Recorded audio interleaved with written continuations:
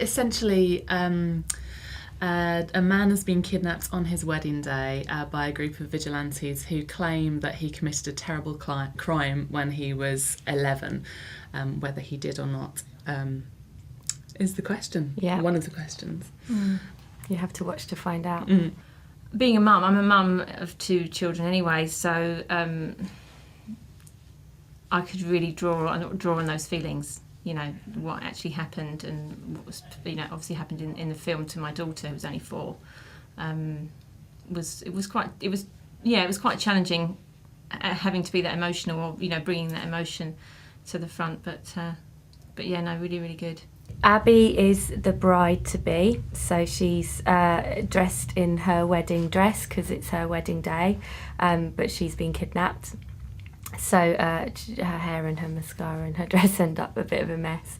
And she's quite innocent to what's happening, really. She doesn't understand why she's been kidnapped or her husband-to-be has been kidnapped. And so she's really kind of maybe closest to the audience's experience in that she's figuring out what's going on in real time, just like they are, kind of thing. So yeah, she goes through quite an emotional journey throughout the piece. And I play Green, who is the lead kidnapper and vigilante in this scenario, in that she's sort of running the operation. And it's not the kind of role that usually gets written for women, which is one of the reasons that I was quite fascinated by. It's a really strong part. She it would usually be played by a man, which is why it was kind of quite interesting as how you tackle it and kind of maintain control whilst not getting too aggressive, because she kind of watches everything and oversees everything and doesn't encourage violence to happen throughout the film, but at the same time is being really quite extreme in her actions, that she's chosen this path. It's really enjoyable because you're so emotionally involved, because you have to be. There's no opportunity to stop. As Nina said, you really don't want to mess it up 19 minutes in when you've got 5 minutes left of the scene to go. You can't stop at that point and go back and the director David kept saying to us to just continue no matter what happens, keep going, improvise if you have to, just get through the scene. But as a result, you're completely absorbed in. It feels very real. I think it's sort of the realist experience as an actor you kind of get, because there's no audience, there's no the camera. Layton, who was behind the camera, was the only guy. There was no sound. There was nothing there. It was as if we were in a room and this was really actually happening.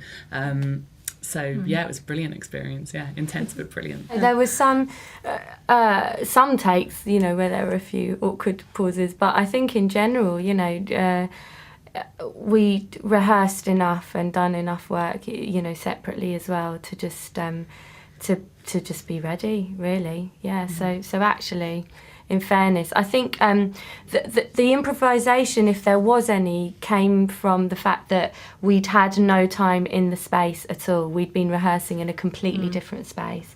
So we only got into the warehouse where most of the action takes place on the day. And there was a lot to get used to and a lot to work with that we hadn't. And so that, from that point of view, I think, we had to adjust. But of course, most of our characters were in that space for the first time as well, so it added a kind of a truth, to it anyway. Oh yeah, it's been really good. Awesome. Yeah, it has been excellent. Yeah, great vibe. We went to the opening party as well, and it was just great to meet people. Yeah, it was awesome. Yeah, it was really nice, friendly, inclusive vibe, I found. Yeah, very much so. At the opening night, anyone you spoke to was lovely and so thrilled about the work they're making, and thrilled about all the projects that are happening. Yeah, it's brilliant.